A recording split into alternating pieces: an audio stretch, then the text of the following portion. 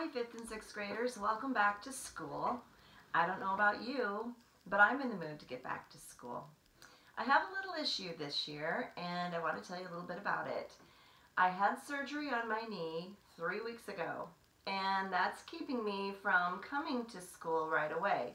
I'm going to be out for about 2 weeks, and then I'll be right back in the saddle to work with you kids again. But I want to make some connections with you, and I hope that you all had a really great summer. A couple of things that I do want to talk to you about is, for those of you that are new and you don't know me very well, I just want to talk with you a little bit about myself. I live about 7 miles outside of Pocahontas to the south. I live on a farm. I'm married to Brian Naden. I have 2 kids. Parker, who a lot of you might know, he's at UNI going to college there, and I have a daughter, Maddie, who's married, and she has 2 kids, and she's a teacher herself, teaching 4th grade at South Central Calhoun. So we do keep busy with the family, and I would like to hear about your families as well. So maybe you can take a moment to send me an email or write to me and tell me a little bit about yourself or how your summer went. Another thing I want to talk about that's very important every year, and I know the 6th graders have already heard this, but 5th graders, maybe you haven't. One question that I want to ask you is, when you're at school, who do you think you need to respect? I'm sure some of you probably said, well, you're the teacher, and that's very much appreciated, but who else do you need to respect? How about your classmates? How about each other? But even above all, there's someone else that you need to respect, and that is you, yourself. It's very important that you respect yourself and that you find yourself worthy. One thing that I can guarantee you, whether you're a 5th grader or whether you're a 6th grader, is that you will be very cared for. We like to have a very warm atmosphere, and with our team of 4, Mrs. Radig, Mr. Henriksen, Mrs. Ruffridge, or myself, there's always one of us that you can talk to. So please, don't hesitate. If you ever need to talk, seek one of us out, because we are here for you. Another thing that I want to talk about is the classroom. You'll see that it is set up somewhat the same as last year. I really do like the tables. They offer a lot more room in our classroom than what desks did. You're going to find that the big bookshelf is divided into 2 parts, nonfiction and fiction. There are books galore in our classroom, and they are level by Lexile level. Now, I don't know if 4th graders coming into 5th grade, if you guys have worked with Lexiles that much. I think you are used to letters of the alphabet guiding your reading, such as you might be a T, or you might be an M, or you might be a W. But your Lexile level is actually a reading measurement that we get off of your MAP testing, and it's just kind of another guide or range that lets me know what your reading capabilities are. And we will give you that information, and in fact, I have that information from previous reports, and we will let you know what your Lexile is, and that helps guide you on what books to pick out to read. We do promote that you read at night as much as you can, or maybe you're a person who likes to get up early in the morning and you want to read then. But try to incorporate into your day 15 to 30 minutes of reading.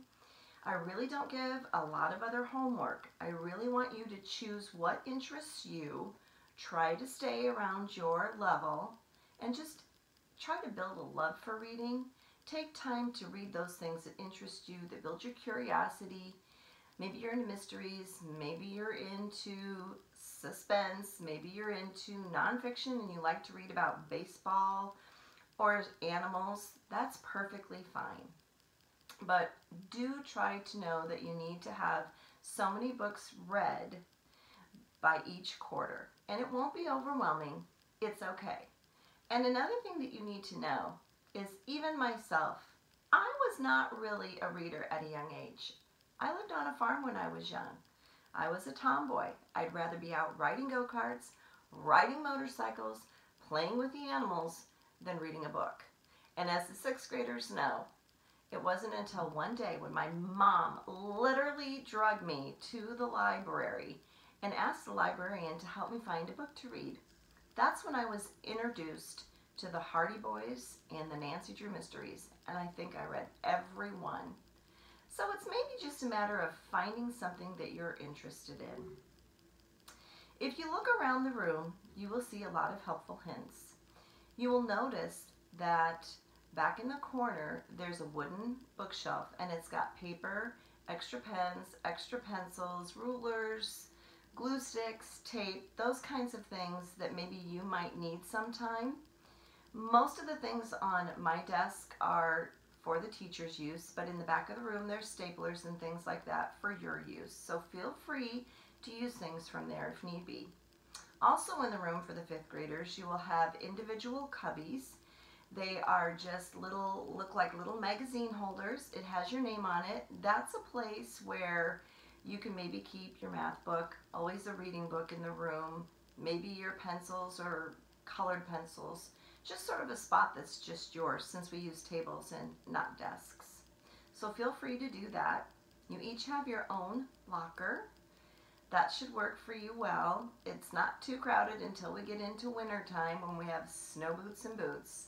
So we'll worry about that and cross that bridge when we get to it. Another thing I want to talk about is the aid and allowance. Every day that you come to school, you will get paid. You will get $5 a day. Now there are chances to earn more money. We might have a review game, or maybe you did a really good deed, but you will have a chance to earn more money. Why do you need the money? Well, you get to go shopping. About every 2 weeks we have a store, and in that store are a lot of cool things. I know that this year there's going to be some PlayStation giveaways. We always have some food. A lot of times there might be Gatorade or something to drink. We also have different novelty things, school supplies, things like that. So you're going to want to save your money for when you get to go shopping. Sometimes money can be taken away from you too. There are consequences. You will get at least 3 sick days where you're going to get paid no matter what. So if you're sick or you have to be gone, you'll still get paid. But after that, then you will not get paid. So you want to make sure that you're at school so you can get those bucks to go shopping with. Another thing is birthdays. Everybody will get to celebrate their birthday. I don't care if you have a summer birthday, you will get to celebrate your birthday. And in my 5th grade classroom, we have a special song that we celebrate birthdays with. And it goes like this. Oh, it's your birthday. Oh, it's your birthday. Cha-cha-cha-cha-cha-cha-cha-cha. Oh, happy birthday. Oh, happy birthday. Cha-cha-cha-cha-cha-cha-cha. Ole. I may not be the world's greatest singer, but the class does enjoy doing that when it's someone's birthday. And you will receive a little goodie bag when it's your special day. One thing that we will be doing is we will be starting out the year with some quick reads, and I know that 5th graders, that's something that you're not really used to. 6th graders are used to that. Somebody who's new, you may not be used to it, but basically quick reads are nonfiction reads, and they're based on science and social studies, and they help us build our fluency, which is very important because that is something that we're assessing throughout the year. We also are going to be starting 2 novels. 5th graders, you are going to be reading Escaping the Giant Wave. And 6th graders, no spoiler alerts. 6th grade, you're going to be reading Hoot. And hopefully, not many of you have read that before, but it's a very good story. I'm not going to give away the main line. What we will be discussing when we read these stories is we will be reviewing and learning about the steps of plot structure. We'll be talking about exposition, rising action, climax, falling action, and resolution. To some of you that's review, to others it may not be. We're also going to learn how to infer, how to pick out character traits of certain characters, and we'll be digging a little deeper with the 6th graders this year. Actually, that's really all I have for now. I want to thank my son Parker, who has been of tremendous help to me this summer, and is helping me get these videos ready to go so I can still connect with you when I'm not there. It pains me to not be there. For those of you that know me very well, you know that I absolutely adore school. And this year, due to my knee surgery, my son has been very helpful. He and his friends have helped get the room ready, and he's helping me learn how to do things so I can communicate with you while I'm gone. So please let me know if you have any questions. I want you to feel comfortable. While I'm away, Mrs. Christoffers will be the substitute guest teacher, and I know a lot of you are very comfortable with her. Most of you know her. So I'll be back not too far.